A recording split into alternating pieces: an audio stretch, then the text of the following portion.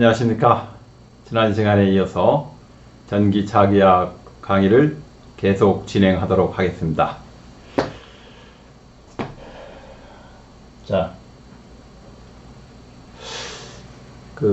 현재 진행하고 있는 강의의 과정, 앞으로 계획을 잠시 살펴보도록 하겠습니다.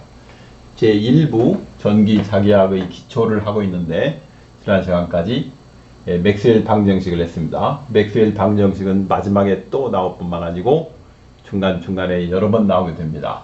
전기자기학 자체가 맥스웰 방정식을 공부하는 학문이다, 이렇게 얘기해도 틀린 말이 아닙니다. 그 다음에 마당에 관한 얘기를 했고, 마당이 장입니다. 또는 개라고도 하고, 그 다음에 유전율, 투자율, 전도도에 관한 얘기를 했습니다. 이번 시간에는 임피던스가 무엇인가, 그 다음에 파동의 속력과 굴절율, 그리고 전자가 무엇인지 알고 가야죠. 전기자기학에서 운반자, 중요한 연구 대상이기 때문에 전자에 관한 얘기를 잠시 합니다. 그 다음에 앞에서 우리가 공부한 것들에 관해서 얼마나 이해를 하는가, 그 이해는 문제풀이를 통해서 이루어집니다. 그리고 문제를 풀면서 앞에 공부한 것을 다시 한번 살펴보는 기회를 갖는데, 그 문제는 전기기사 시험의 기출문제를 제가 몇 개 가지고 왔습니다. 그 다음에 이제 7번부터인데, 전기자기학을 하려면 몇 가지 수학을 피할 수가 없습니다. 그래서 7번, 8번, 9번은 이제 수학적인 지식이 들어갑니다. 처음에 보면은 익숙하지 않기 때문에 굉장히 어렵게 느껴지지만, 여러 번 보면 볼수록 눈에 익숙해지고 그 의미를 알게 됩니다. 큰 문제가 아니라는 거. 그 다음에 7번, 8번, 9번은 앞으로도 계속 나오게 됩니다. 9번은 특히 이 전자기 에너지 보존 법칙인데, 우리가 역학을 공부할 때 가장 중요한 법칙이 운동량 보존 법칙과 에너지 보존 법칙입니다.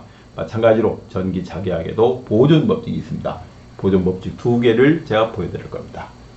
마지막에 이제 이와 관련된 문제풀이를 다시 한번 보면서 얼마나 이해를 했는가, 그 이해의 정도를 살펴보게 됩니다. 자, 임피던스가 무엇인가에 대해서 한번 얘기해 보겠습니다. 지난 시간에 잠깐 얘기했는데, 임피던스란 이런 겁니다. 파동이 진행하면서 같은 물질인지 다른 물질인지를 구분하는 거예요. 그래, 임피던스가 같다는 것은 파동이 통과하면서 같은 물질이라고 보는 것이고, 임피던스가 다르다는 것은 다른 물질인 걸 보는 겁니다. 그래, 임피던스 차이가 적다는 것은 그 물질의 차이가 적은 것이고, 임피던스 차이가 크다, 그건 이제 물질의 차이가 크게 느껴지는 거예요. 임피던스가 같으면은 일을 하지 않습니다. 아무 일도 안 해요. 그러나 임피던스가 다르면 일을 하기 시작해요. 일을 한다는 건 에너지를 소모한다는 말이랑 같습니다. 그래서 이 전기자기학에서 임피던스는 뭐냐? 임피던스는 우리가 통상 G라고 쓰는데, 입실론, 루트 입실론 뮤예요. 입실론은 뭐냐면 물질의 정기적 반응입니다. 어떤 물질에 전기를 가했을 때 나오는 게 그 전속 밀도예요. 그래서 정기적 반응이 바로 입실론입니다. 뮤는 뭐냐? 뮤는 자기적 반응이에요. 어떤 물질에 자기를 걸었을 때 나오는 게 자속 밀도인데, 그 자기적 반응이 바로 뮤입니다. 그리고 그 B, 루트 입실론분의 뮤가 바로 임피던스예요. 그래서 임피던스가 동일하다는 얘기는 정기적 반응과 자기적 반응의 B가 동일한 겁니다. 그래서 전자기파 가다가 정기적 반응도 2배가 되고 자기적 반응도 2배가 됐다. 입실론과 B가 동시에 2배가 되면은 전자기파는 같은 물질로 인식해요. 두 개가 동시에 절반이 됐다, 그것도 같은 물질로 인식이고, 그러나 그 비율가 달라지면은 이제 다른 물질로 인식하고 일을 하게 되는 겁니다. 기계공학에서 마찬가지예요. 기계공학에서 임피던스란 뭐냐? 임피던스란 루트 알파분의 로인데, 알파란 압축률이에요. 얼마나 압축이 잘 되느냐. 탄성계수 역수입니다. 탄성계수는 얼마나 휘어지지 않느냐, 압축이 안 되느냐, 이게 탄성계수의 역수입니다. 압축률과 밀도예요. 밀도는 뭡니까? 물질이 얼마나 무거운가, 얼마나 가벼운가를 결정하는 거예요. 그래서 기계공학에서는 파동이 가면서, 파동이 뭡니까? 물, 바람, 음파, 탄성파, 지진파, 이런 게 다 파동인데, 파동이 가면서 압축률과 밀도의 비를 읽는 겁니다. 그래서 압축률과 이 밀도가 같으면은 동일 물질로 보고, 그게 다르면은 이제 다른 물질로 보고, 그 차이가 많이 나면은 일을 하는 거예요. 임피던스 차이가 많이 난다. 그래서 양쪽이 같습니다. 그럼 거기서만 이제 끝나는 게 아니고, 어떤 물질의 정기적 자기적 성질은 뭐 많이 있겠지만 저항도 있고 뭣도 있고 많이 있겠지만은 딱 두 가지 결정합니다. 뭐가 결정하냐? 입실론과 뮤가 결정하는 거예요. 입실론과 뮤밖에 없다는 거. 그 다음에 물질의 기계적 성질은 어떻게 결정합니까? 딱 두 가지 결정합니다. 바로 압축률과 밀도 두 가지 결정하는 거예요. 이 뭐 기계적 성질 많이 있겠죠. 그러나 분해보고 따져 들어가면 이 두 가지밖에 없습니다. 두 가지가 결정한다 이럽니다. 그래서 임피던스가 뭐냐고 또 물어보면 물질의 정기적 성질과 기계적 성질을 결정하는 요소다 이렇게 설명이 됩니다. 정기적 성질은 뭐가 결정합니까? 입실론 뮤. 기계적 성질은 뭐가 결정합니까? 알파와 로. 이렇게 되는 거죠. 자, 그 다음에 그러면 진공도 임피던스가 있느냐? 진공이라는 매질이 있습니다. 어떻게 하면 됩니까? 입실론과 뮤에다가 진공의 값을 집어넣어요. 이 진공에서 입실론 제로, 뮤의 입실론 제로. 그다음 공기에서는 공기는 거의 같아요. 이 진공이나 공기나 입실론 제로나 뮤 제로, 그 입실론 뮤는 거의 같습니다. 그래서 이 문제가 공기로 출제되거나 진공으로 출제되거나 사실은 같아요. 엄밀하게 말하면 이제 진공값이 장소고 공기를 약간 다를 수 있지만은 거의 같이 찍어보면 됩니다. 그래서 진공의 임피던스를 구할 수 있어요. 입실론 제로, 뮤 제로를 구하면은 B가 377오음입니다. 임피던스의 단위는 오음이기 때문에 또 377오음이라고 하고 128오음이라고 돼요. 같습니다. 어느 경우는 문제에 이 답이 주어지는 예제에 128이라고 나올 때도 있고 317이라고 나올 때도 있어요. 같은 겁니다. 두 개가. 그러면 이 기계 역학파동에서는 뭐 진공은 존재하지 않아요. 그렇기 때문에 이 진공의 값은 알 수 없습니다. 그러나 역학파동은 이제 배경 물질과 실제 물질이 섞여 있을 때 그 차이에서는 배경 임피던스를 구할 수 있어요. 그런 면이 차이가 있다. 그러나 기본적으로 전기공학과 기계공학에서 거의 같이 기술을 하고 있습니다. 자, 실무형 임피던스. 실무형 임피던스는 뭐냐면 우리가 전기 관련 일을 할 때 어떤 입실론 값을 가진 물체가 필요해요. 그래서 우리가 어떤 전자기기, 부품점에서 물건을 사거나 어떤 사람에게 뭘 갖다 달라고 할 때, 그 유전율 뭐 3짜리가 필요하다, 유전율 5짜리가 필요하다, 또는 뭐가 필요하다, 또는 투자율 뭐 6짜리가 필요하다 얘기할 때, 그때 쓰는 것은 바로 상대 유전율입니다. 우리가 비유전이라고 하는데, 또 상대 투자율, 비투자율이라고 해요. 이것은 유전율과 투자율 값을 진공에서 값으로 나눈 거예요. 그걸 정의합니다. 진공 값은 몇 배냐?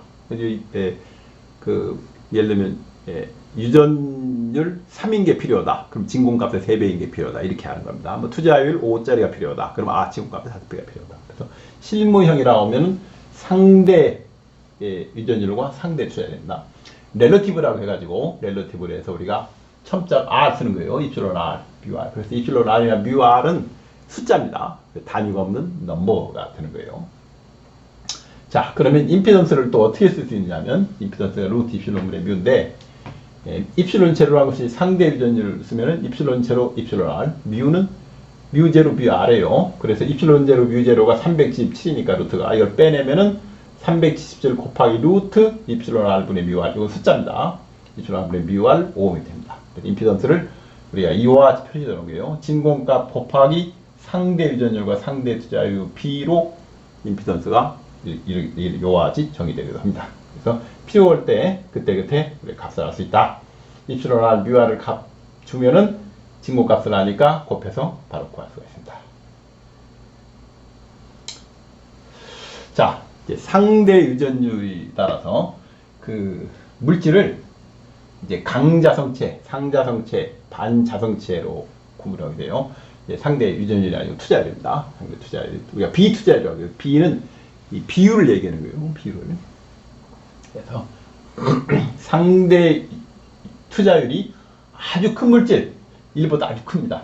도대체 1보다 크면 얼마나 크다는 얘기입니까? 실제로 1000보다 큰 겁니다. 몇 천 이상, 또 몇 만인 경우, 1000보다 큰 경우. 이걸 우리가 강자성체라고 합니다. 그 페로매그네틱이라고 하는데 어떤 특징이 있냐면은 자체가 자석이 될 수 있어요. 자석과 문지르면은 어떻게 자석이 잘 붙어요. 자석이 강력하게 붙을 뿐만 아니고 문지르면 자신이 자력을 갖게 됩니다. 그리고 강자성체라고 하는데 페로매그네틱이라고 또 이렇게 얘기를 하게 됩니다. 3대 강자성체가 철, 니켈, 코발트예요. 이건 알아야 된다. 철니켈 코발트 강자성체. 그러니까 어떤 자석을 만들려면 뭐 가지고 만드느냐? 영구자석을 만들어야 되겠다. 철니켈 코발트 가지고 만드는 겁니다. 그런 자력으로 뭘 차폐를 해야 된다. 뭘 막아야 된다. 저걸 가지고 뭘 이용해야 된다는 건 전부 강자성체예요. 철니켈 코발트를 가지고 어떤 일을 할 수 있습니다. 그 다음에 저렇게 강력하지는 않지만은 약간의 자력이 있는 거. 그러니까 자석에 붙이면은 약간 붙는 정도.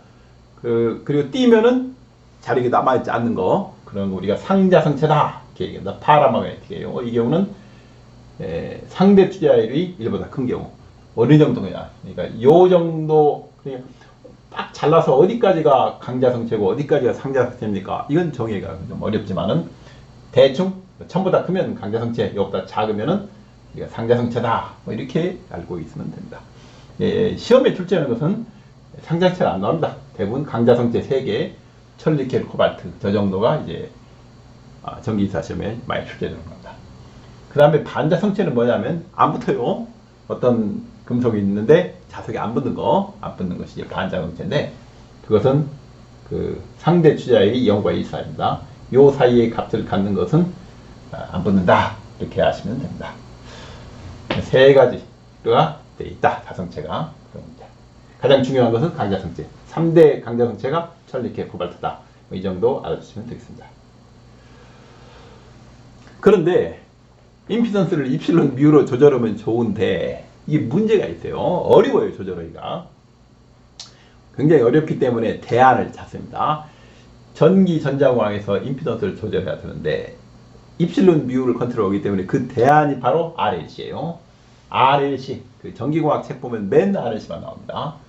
그럴 수밖에 없어요. 어떤 소자든지 분해하면 마지막으로 뭘로 갑니까? 결국 RLC 조합으로 가는 거예요. 그렇기 때문에 대학을 다니면 내내 전기 관련 학과에서는 RLC만 공부하는 겁니다. RLC로 임피던스를 조절한다. 그러면 RLC로 임피던스를 조절하지 않고 직접 다이렉트로 입실론 뮤로 임피던스를 조절하면 안 됩니까? 방법이 있긴 있어요. 그러나 그 방법이 어렵습니다. 비용이 많이 들고. 그에 관한 얘기를 잠깐 해보겠습니다. 자, RLC를 쓰지 않고 입실론 뮤만 가지고 전기공학, 전자공학을 할 수 있는가? 가능합니다. 그에 관해서 책이 있어요. 클래시컬 일렉트로 다이나믹스라고 J.D. 잭슨이 쓴 전자기 책인데, 저는 학교 다닐 때 이 책을 교재로 배웠습니다. 이 책을 배웠는데 1962년에 나왔으니까 아주 오래됐죠. 이 책은 RLC 없이 입실론과 뮤만으로 전기 자기약을 기술합니다. 전기 자기약이 된다는 얘기는 나머지 모든 전기 자기약 관련 학문이 다 된다는 얘기예요. 전기 자기약이 그 베이스 때문에. 그래서 이 책은 입실론과 뮤만으로 전기 자기약을 기술했어요. 그건 언젠가 RLC를 쓰지 않고 입실론과 뮤로 전자공학, 전기공학을 하는 시대가 올 걸 예측한 책이 아닌가. 저는 그래도 이 책을 굉장히 높게 평가하고 있습니다. 그러니까 현대 실무적으로는 이 책이 별 필요가 없어요. RLC를 안 쓰기 때문에. 실무는 뭡니까? RLC 씁니다. 그러나 언젠가 RLC 대신에 입실론 뮤로 임피던스를 컨트롤하는 시대가 오면은 그때는 이 책을 공부해야 할 겁니다. 이 책은 굉장히 유명한 책이에요. 지금도 유명합니다. 그러면 RLC 없이 입실론 뮤로 전기공학, 전자공학을 기술하면 어떤 이점이 있느냐? 한번 우리가 흥미 면에서 한번 잠시 보고 가겠습니다. 우선 입실론 뮤로 임피던스 조절하면 원자 물리학의 발전이 필요해요. 원자 왜 그러냐? 원자를 쌓아요. 원자 하나, 두 개. 그 원자를 쌓아가지고 그 뭐 0.1 나노 정도 거기서 쌓아요. 쌓아가지고 하기 때문에 원자 물리학의 발전이 필요합니다. 이게 굉장히 어려운 거죠. 그런데 만약에 입실론 뮤로 임피던스를 조절할 수 있으면은 직접 RLC 쓰지 않고 어떤 이점이 있느냐? 바로 이겁니다. 소자의 크기를 사람 눈에 안 보이는 현재 우리가 쓰는 전자 소자의 100만 분의 1로 줄일 수 있어요. 100만 분의 1로. 눈에 안 보이는 거죠. 100만 분의 1로 줄일 수 있다는 얘기는 거기에 주파수를 100만 배 빠르게 할 수 있다는 겁니다. 우리 컴퓨터에 클락수라는 게 있어요.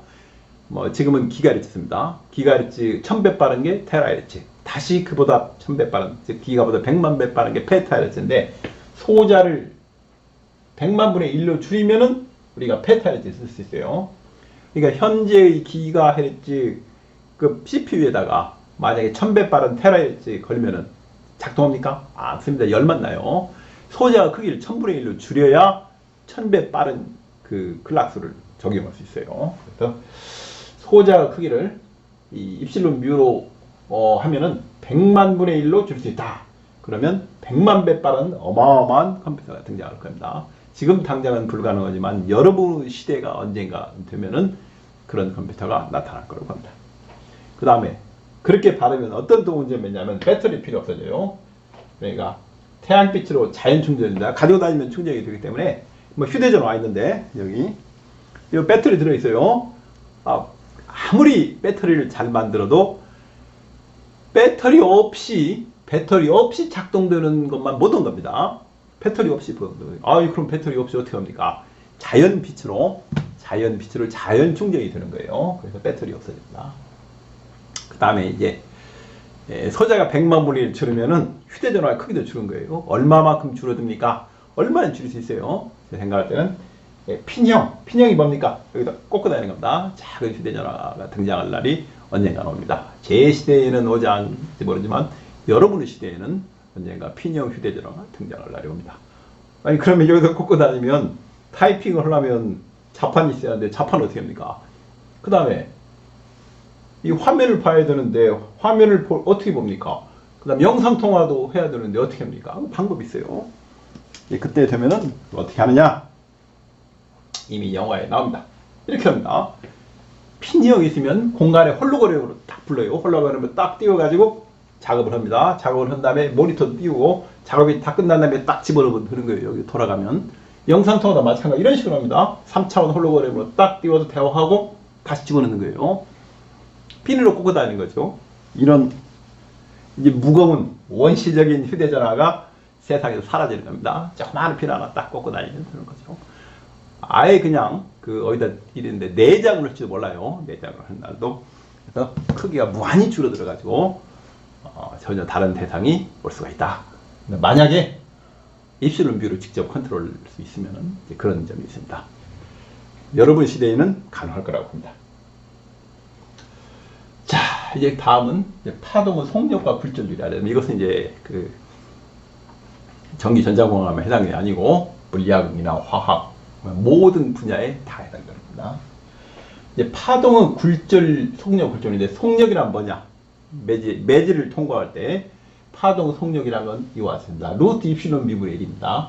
루트 입실론 뮤분의 1이 바로 매질의 속력이에요. 그리고 입실론이 물질의 정기적 반응, 뮤가 물질의 자기적 반응. 이게 바로 파동의 속력이다.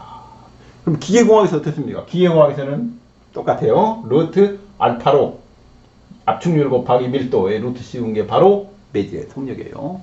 아주 참 어떻습니까? 똑같죠? 요게 바로 이 기계 역학파동에서의 속력입니다. 역학파에. 그러면 진공의 속력 됩니까? 진공의 속력은 입실론에 입실론 제로, 뮤에 뮤 제로 넣어보면 알죠? 딱 넣어보면 뭐가 나옵니까? 3 곱하기 18cm/s 바로 광속이 나옵니다. 광속이라는 게 진공에서의 전자기파 속력이구나 알 수 있어요. 빛이라는 게 전자기파 일종이다. 확실해지는 거죠. 광속은 상수입니다. 어느 정도 상수냐면 광속은 어떤 상태에서 측정을 해도 항상 똑같아요. 예를 들면 진공에서 우주선이 날아가는데 광속 우주선에서 광선포를 쐈어요. 그럼 밖에서 재면은 그 광선포가 광속의 2배입니까? 아닙니다. 광속은 어떤 상태에서 어떤 시스템에서 이동하든 가속하든 정지해 있든 상관이 없어요. 어느 경우에 어떻게 재든 항상 상수예요. 그래서 항상 상수기 때문에 컨스탄트에서 C를 쓰는 겁니다. C라는 말이 그런 뜻이에요. 광속은 항상 상수다. 어떤 경우도 상수다. 아인슈타인의 특수상대성 이론이 나오고부터 그걸 알게 된 겁니다. 이 광속이 항상 상수라는 것은 어마어마한 지식을 가지고 포함하는 거예요. 그러니까 우주에 대한 이해를 바꾸게 된 겁니다. 광속은 항상 상수다. 이건 이제 물리학적인 얘기이기 때문에 제가 더 이상 말씀드리지 않기로 하겠습니다. 그리고 자, 속력을 저렇게 하면 속력으로 임피던스를 표현할 수 있어요. 왜 그러냐? 속력도 입실론 뮤의 함수고 임피던스도 입실론 뮤의 함수니까 속력으로 임피던스를 쓸 수 있습니다. 어떻게 쓸 수 있느냐? 요와 C 쓸 수 있어요. 이 전자기파 속력은 G는 루트 입실론 뮤인데 저걸 이용하면은 뮤 B로 표시할 수 있습니다. 속력이 필요한 거예요. 뮤 B에. 뮤는 자기적 반응인 거 투자해야 되죠. 그 다음에 역학파동에서는 어떻게 하냐. 역학파동 마찬가지입니다. 루트 알파 부르는데 로 B로 임피던스를 표시할 수 있어요. 실제로 기계공학에서 어떤 물질의 임피던스 측정할 때 임피던스 측정하는 기계가 있습니다. 그 기계로 임피던스를 어떻게 측정하느냐. 밀도하고 속력을 재가지고 곱해서 측정합니다. 실제로 이 기계공학에서는 이렇게 측정하지 않고 요와 같이 박스의 요처럼 임피던스를 측정합니다. 실제로 이게 굉장히 중요한 식입니다. 그러나 전기 자기학에서는 물론 이제 이쪽은 다루지 않고 요 정도나 요 정도가 나올 거라고 생각합니다. 자, 이제 굴절율이 알아야 돼요. 굴절율은 이제 과학에서만 필요한 게 아니고 파동이 다른 매질로 진행할 때 굴절하게 됩니다. 그 모든 파동에 다 해당되는 거예요. 전자기파. 물론 전자기파 그러니까 우리 도서원이 있어요. 도서원에 전압을 걸면 어떻게 되는 겁니까? 전자가 이동합니까? 전자가 이동해서 전류가 물론 흐르고 있지만 그렇지 않고 전자기파가 가는 겁니다. 도선 내 전자가 움직이는 속력은 얼마나 됩니까? 그러니까 어떤 전선이 있어요. 양쪽에 볼테이지를 걸면은 전자가 이동하는데 전자가 이동하는 속력을 우리가 드리프트 벨로시티 또 유동 속력 전자가 떠내려가는 속력이라고 해요. 그건 1초에 1mm밖에 안 갑니다. 전자는 평균적으로 1초에 1mm밖에 이동 안 해요. 뭐가 그러면 가느냐? 전자기파예요. 광속인 진공에서 광속인 거죠. 전자기파가 물질 내부를 이동하는 겁니다. 그러면서 전자가 전자기파에 반응하는 거예요. 그게 전류가 흐르는 것은. 다른 매질로 가면은 이제 굴절을 하게 되는데 굴절률은 어떻게 되느냐? 상대 유전율과 상대 투자율을 곱한 거에 루트 씌운 거예요. 이것이 보면은 이제 우리가 평균이 세 가지가 있는데 나중에 할 겁니다. 또 산술 평균, 기하 평균, 조합 평균이라는 게 있어요. 이런 건 조합 평균입니다. 입실론 R과 뮤R 곱해서 루트 씌우는 것을 기하 평균이라고 합니다. 그래서 루트 입실론 R, 뮤R 즉 상대 유전율과 상대 투자율의 기하 평균이 바로 굴절율이 됩니다. 이렇게 할 수 있어요. 전자기파는 그렇고 역학파에서 어떻게 되면 역학파는 마찬가지입니다. 역학파는 루트 알파 로 R 상대 압축률과 상대 밀도 뭐에 대한 상대입니까? 배경에 대한 값입니다. 배경 값에 대한 루트 씌운 거 두 개의 기하 평균 지오메트릭 에버리지 나오는데 그것이 바로 굴절율이 되는 거예요. 숫자죠. 굴절율은 그냥 숫자입니다. 기계공학에서는 배경물질에 대한 상대값으로 정의한다. 일반적으로 굴절율은 1보다 작거나 음수가 될 수 없습니다. 그렇죠. 그러나 메타물질적 시각으로서는 음수뿐만 아니고 허수도 가능해요. 굴절율이. 굴절율이 무슨 마이너스가 되고 음수가 가능합니까? 이제 보는 시각에 따라 다른 겁니다. 그런 건 이제 기사 시험에는 안 나옵니다. 그렇지만 여러분이 앞으로 공부할 때는 중요하기 때문에 제가 몇 가지 적어봤습니다. 파동의 속력이 허수가 되거나 굴절율이 허수가 되는 건 무슨 말입니까? 파동의 굴절율이 허수가 된다는 거, 속력이 허수가 되는 것은 소멸하는 거예요. 파동이 소멸하는 겁니다. 무슨 파동이니? 이 기술은 어디에 씁니까? 스텔스 기술에 있어요. 전자기파를 흡수하거나 전자기파에 나타나는 또는 음파, 스텔스 기술. 그리고 소음 진동학의 기본 이론입니다. 굴절율을 허수로 만들거나 속력을 허수로 만들어서 그 진동을 소멸시키는 겁니다. 그래서 이 기사시험과는 관계없지만 앞으로 여러분이 공부를 하게 되면 굴절율을 허수로 만드는 기술이 굉장히 중요합니다. 어떻게 허수로 만드느냐 그 얘기를 하면 이제 다른 데로 가기 때문에 더 이상은 이제 하지 않고 생략하도록 하겠습니다. 자, 굴절율이 n인 매질 통해서 파동의 속력은 어떻게 되느냐? 속력은 자, 그리고 무슨 광속을 알아요. 광속은 항상 상수이기 때문에 어떤 상황에서 제도 진공에도 상수입니다. 상수기 3 곱하기 8승 미터/스 이건 여러분이 알고 있어야 됩니다. 암기해야 되는군요. 그렇기 때문에 이것과 굴절율을 이용하면 다음처럼 쓸 수 있어요. 파동의 속력이란 얼마입니까? 루트 입실론 뮤분 1이에요. 그래서 입실론이라는 건 입실론 제로 입실론 R 상대 유전율. 뮤라는 게 진공고 곱하기 상대 투자율 이렇게 할 수 있어요. 나누면은 루트 입실론 제로 뮤 제로 분의 1이 앞으로 빠집니다. 이게 뭡니까? 앞에 광속이죠. 요건 뭡니까? 루트 입실론 R 뮤 R 이게 굴절율이죠. 그래서 속력은 굴절 1분의 배경 속력을 쓰십니다. 전자기파의 배경 속력은 광수예요. 전자기파의 속력은 B는 N분의 C로 쓸 수 있다. 이 N이 굴절율이다. 이겁니다. 여러 가지 볼 수가 있다. 매절 속에서. 기계과학도 마찬가지예요. 기계과학도 굴절율이고 C가 이제 배경 속력이 됩니다. 그래 두 개가 전기과학이나 기계과학이나 아주 유사하게 기술이 됩니다. 자, 그래서 이 중간에 제가 전기 전자공학과 기계공학을 한번 정해봤어요. 전기공학이 뭡니까? 물어보면 산만 달라요. 제가 인터넷에서 검색을 해보니까 이 인터넷 사전마다 사람마다 전기공학의 정의가 다 다릅니다. 기계공학을 해보니까 또 기계공학의 정의가 다 달라요. 그래서 제가 정의하면 어떻게 정의를 하느냐 한번 정해봤습니다. 전기 전자공학이란 뭐냐? 물질에 장을 걸고 장이 뭡니까? 볼티지를 걸거나 N극 X극 걸거나 이런 겁니다. 장을 걸고 임피던스를 조절하는 것이다. 그 중앙에 가운데 임피던스 조절하는 것. 이게 바로 전자공학이다. 이렇게 정리하겠습니다. 그럼 기계공학은 뭡니까? 기계공학도 비슷합니다. 물질에다가 어떤 물질이 상관없어요. 거기다 장을 걸어요. 여러 가지일 것 같습니다. 압력 있고 대표적인 거. 장을 걸고 임피던스를 조절하는 것이다. 그 중앙에 기계적 임피던스 조절하는 거예요. 아니 그러면은 당신 말대로 하면은 전기고 전자공학이나 기계공학이나 전기가 같은 게 아닙니까? 공부를 하면 할수록 두 개가 접근해요. 두 개가 전기 전자공학이나 기계공학이나 모든 게 하나로 접근합니다. 간단하지 않습니까? 저는 이렇게 생각합니다. Simple is beautiful. 간단한 것이 아름답다.